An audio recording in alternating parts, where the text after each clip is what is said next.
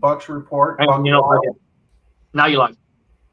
How's it going, guys? This is another edition of Buc Wild from the Buc Report. And with us, we have Miss Teresa Baxter. Hello, Teresa. Hey. And we have the man, Slick, joining us. He's pulling double duty tonight after his other show. So thanks for joining us. Much appreciated, man. This is the show that kind of got me started in it all. I mean, it was Teresa and Matt and bringing me on as a guest, and then just kind of like bringing me in, and then Matt left, and then I filled in for Matt for a little bit, and then Teresa unfortunately got ill, and then just kind of went with it, and it's kind of been this thing for me. It's kind of been a bit of a journey, so it's kind of fun.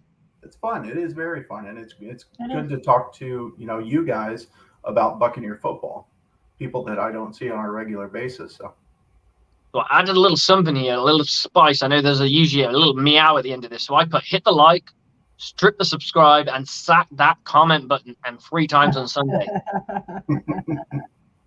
So guys, if you're watching us, please strip that subscribe button and hit that like button and sack the shit out that comment button and let us have it, because we just want to hear what you want to say, because that's what Buc Wild's all about. Buc Wild is get wild with Buccaneers fans. We're going to talk about a little few things. That's what we're about. Yeah. So let's talk about Shaq Mason reshuffles his contract.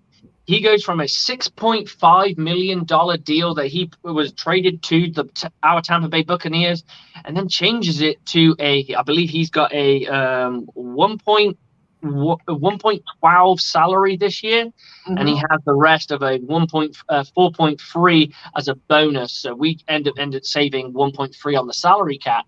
We're probably roughly about $5 million on the cap. Do you guys, and I'm going to go around the clock on this, do you guys feel that's we're going to make a roster move, or do you think let's keep that in our back pocket and see what happens? I think a lot of people are going to first start to assume that they're clearing money for Gronk's return, which I agree. Could be possible, could be for offensive line help later on in the season, or who knows what. But I'm happy to have unselfish players on our team. That's something that we haven't had in the past, and I think that's a great thing. Well, he probably learned it from Brady at the Patriots, Exactly, setting the example. There's a lot of speculation out online about them freeing this money up for Gronk, absolutely. But I think you might be on something with the, have money available for O-line help. Yeah. I think, honestly, this is what I've been saying, is I think depending on how we come out of the first 4 games, because that's a murderer's row of opponents, I think that's going to determine whether Gronk comes back. Because if we're at 1-3 after 4 games, I think they're going to want to bring back Brady's security blanket. So who knows? Could be. Sorry, go ahead. Could be another layer of security for him. It's true, but would Gronk want to come back and get himself punished for another season? It's clearly obvious that he wanted to get out of playing football because he got beat up last year. And if you look at his injury history, it's really, really bad. That guy has taken some licks in his time. Spinal injuries, leg injuries, elbow injuries, shoulder injuries. The list is like it's like having a receipt at Walmart, and we don't have Walmart here, so I can only imagine it.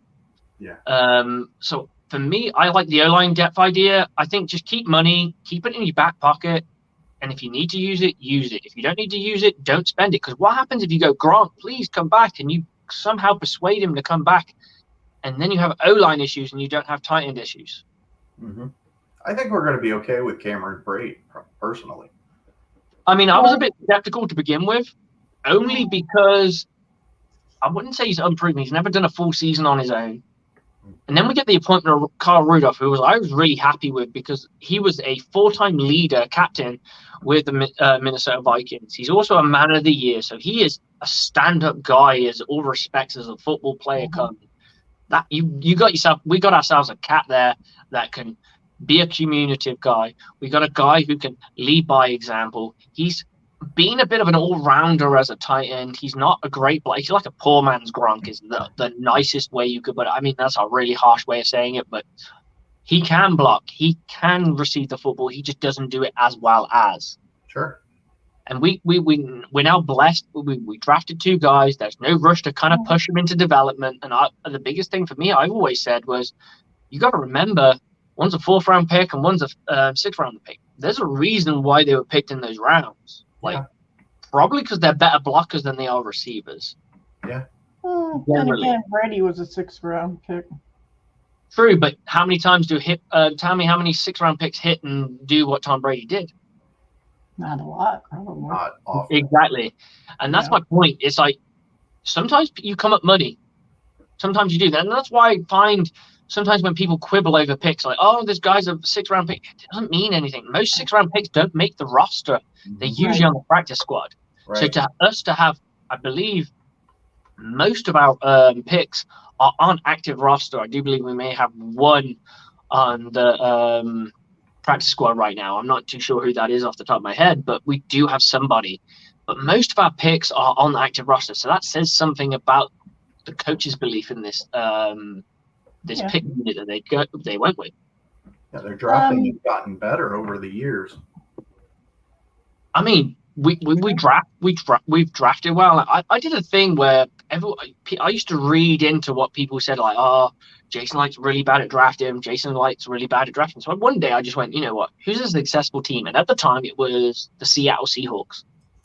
So I pulled up the Seattle Seahawks history from the moment, I think, the year they won the Super Bowl and onwards. They haven't really drafted that many players in significance. And they've had the same front office in-house with the same head coach, and they have not been able to do what they did with that unit, like the 2000, I believe it was 2012, 2011, 2013. They picked really well, and then they kind of went this blunder of picks that they just didn't do really well with at all. Mm-hmm. So I think Jason Light, if you look at his stats from a hit or a miss, if you look at the picks, he picked Vernon Hargreaves III. Right. Some people liked it, some people didn't. He was considered to be, at the time, by not just by him, Jason Light himself, but by guys who were scouting, media, whatever you want to call it, draft analysts, as being the 2nd best corner over Jalen Ramsey. And he didn't become that. Can you blame the Buccaneers for whiffing on a guy that everyone was touting as great? No. Same with O.J. Howard. O.J. Howard, everyone had him. This guy is going to be elite. O.J. Howard is now on his 3rd team. Yeah. And he had to sign a cheap free agent deal. And I wouldn't say, but he didn't burn any money, but a successful team in the NFL franchises in the Buffalo Bills burnt $3 million just to get rid of him. Yeah. That says a lot. Yeah. Yeah, you know, I wasn't sad to see him go at all. But going back to this Gronk thing, I would be with you, inclined to go with you. They're going to hold the money for the O-line, except Tom and Gronk are now doing this commercial or this armchair quarterback thing. Yeah. And they're both actively talking about this stuff. So yeah, when we first got Gronk, how good was Gronk in the first 6 weeks? Exactly. So what kind of Gronk are we going to get mid-season, week 4, week 5, week 6? It's not going to be the same thing. We're not going to get – when we got Gronk in the 2nd season, you could see it. We were like, oh, wow, this guy is almost the Gronk of old.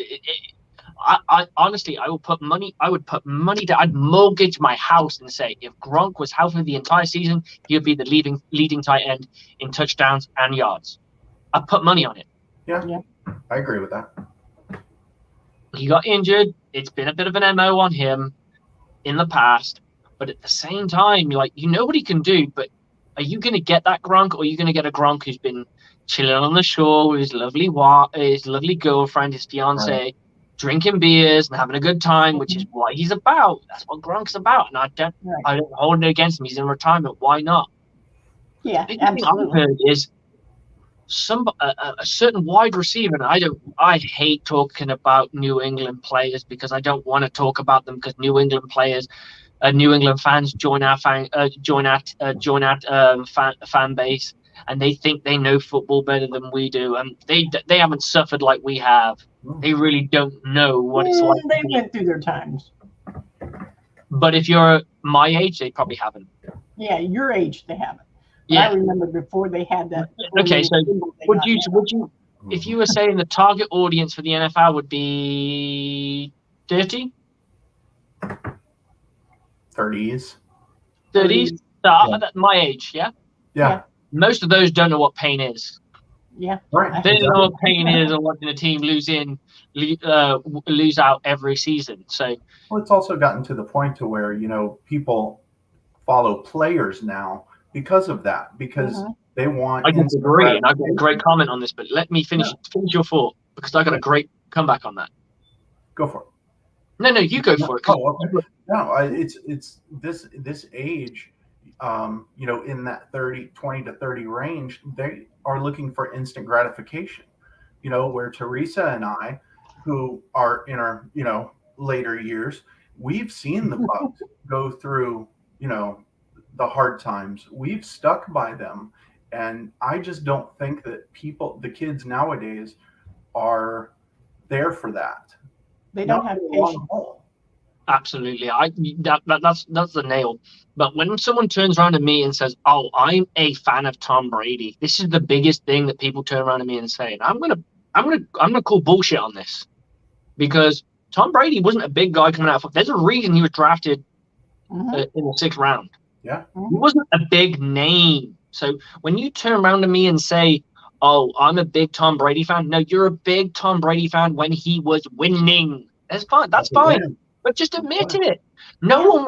If you're a Michigan fan and you're a Tom Brady fan and you followed him all the way to New England, great, fantastic. You predicted the future. You did good. Right. You are what we call in England Mystic Meg. Okay. She was this stupid guy. This old lady that we'd bring out for our lottery picks. And she'd sit there going, "Oh, a person with blonde hair, their birthday aligns with May, and then that will be the person who wins all the millions and millions of pounds." Look, it's not going to happen. And I see what you mean about that by people becoming more fans of a player. But it's really difficult when your team's constantly drafting from different teams and different college universes. It doesn't really work to turn around and say it. I think people like to turn around and take credit for "Oh yeah, I've always been with that guy." Right. Like you watch if Jameis Winston gets hot with the Saints. I hope he never does. But he's got talent. That's never been a discussion. He's got talent. It's been a case if he could put it together. He does have talent. He doesn't know how to corral that talent. Yeah. And I think the best team for him to do that is unfortunately with the Saints. But you're going to get people who go, "Oh, if he were to get big and he were to get successful, he does get a little bit of momentum going as a football player because right now he's respected enough, not truly respected in the sense of being seen as a legend. He's no Josh Allen, he's no Joe Burrow of the game." But if he got into that argument, you're going to get a lot of people turn around. "I was with him from the get-go." Yep. And I would call bullshit on that because 9 times out of those, unless you live in a state where your team either is terrible or you don't have a team like an Alabama, you probably don't. You probably already have a football team that you follow in the pros. Like one of the things I always get asked is, "Steve, if the NFL decided to bring an expansion team to London, what would that mean for you?" I'm like, nothing. They're probably a team I keep an eye on. I'd care about when they play against nobody but my Bucs. Right. I'd root for them if they're playing against anybody but my Bucs. Yeah. They're playing against my Bucs. I hope they get the shit kicked out of them. And they went, because everyone's already got a team over here. We've already picked our units. So when I go, I'm going to go to the Jags versus Denver game in London, because getting those Munich tickets is nigh on impossible. I'm going to do a few videos of just to showcase, because my biggest thing about my show on Across the Bucket Pond is to kind of showcase what us football fans are across the pond. I really love that the guy I brought in today, in James, really talked really in depth about his Dallas Cowboys. And to be honest, he's probably the most undiluted Dallas Cowboys fan I've ever spoken to, because he was like, "Do you think you're going to win tomorrow?" And he went, "Probably not." Yeah, realistic. But it's refreshing, because I said, but you've got to understand, there's a lot of Dallas Cowboys fans out there. We're going to win this year. We're going to win it that. And he's like, "Yeah, I want to think. We all dream of it." And he's like, "We all dream of that, but I just think we're not ready yet." And I was like, "That's a very honest account." I can agree with him about that. Yeah. I mean, you could have argued it about us at certain points in time in our career. I mean, were we ready to win the Super Bowl when we first got Tom Brady? I don't know. I thought we were more ready to win it last year than we were the year before. I didn't think it was going to happen. Not first year. No. My actual agreement was we'd go 11. We'd win 11 games. Mm-hmm. We'd win a playoff game, and we'd probably lose. That was my prediction beginning of the season.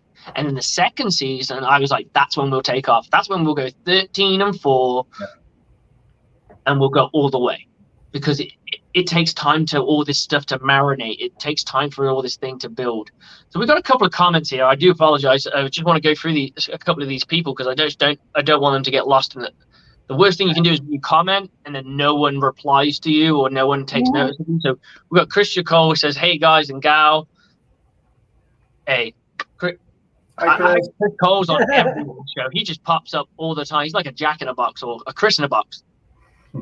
Yeah, there you go. And is Pamela White a relative of yours? Mine, yeah. She's my sister. Your sister. Hi, Pamela. Is she as glamorous as you are? Huh? Is she as glamorous as you are? I don't consider myself glamorous. Well, I'm saying you're glamorous. Is she as glamorous as you? Sure. Sure. We'll go with that. I mean, we've probably been talking a little bit. He says 40s, so I don't know who he's talking about in the 40s. So I'd have to try. Because we were saying the age range. Oh yeah. I get you. Yeah. So when we're saying like the ideal Bucs fan, yeah, I'd say it's more like mid 30s. I'd say 35, similar to my age. Yeah. And then your lovely sister says, "I am a fan of the team." She's a Bucs fan as well? Oh yeah. So I thought she was supporting you most of the time. No, it's funny because we all tell the story through. Tell us the story.